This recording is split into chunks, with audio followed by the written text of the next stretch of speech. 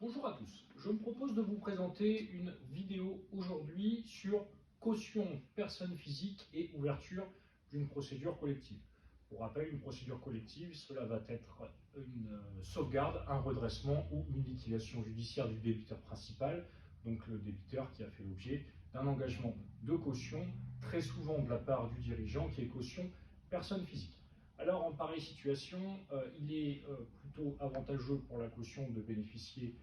d'une procédure collective pour le débiteur principal, puisque dans le cadre d'une sauvegarde, la caution ne pourra pas être poursuivie, que ce soit pendant la période d'observation du débiteur ou pendant la période d'exécution du plan de sauvegarde, ou même à son terme, si le débiteur principal a tenu ses engagements au titre du plan de sauvegarde qui a été homologué par le tribunal compétent.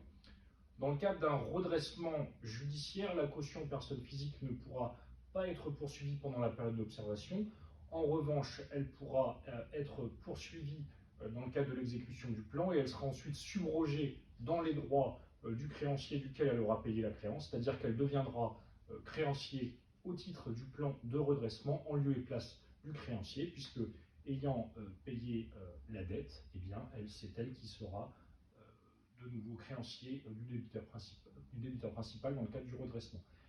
Enfin, dans le cadre de la liquidation judiciaire, la caution personne physique ne sera malheureusement plus protégée. Elle sera obligée de payer les dettes pour lesquelles elle s'est engagée en qualité de caution envers le créancier qui devra bien veiller à déclarer sa créance entre les mains du mandataire liquidateur. Mais même si le créancier oublie de déclarer sa créance entre les mains du mandataire liquidateur, la caution pourra quand même être poursuivie par le créancier. Voilà pour aujourd'hui, j'espère que cette vidéo vous aura plu et je vous souhaite une excellente journée.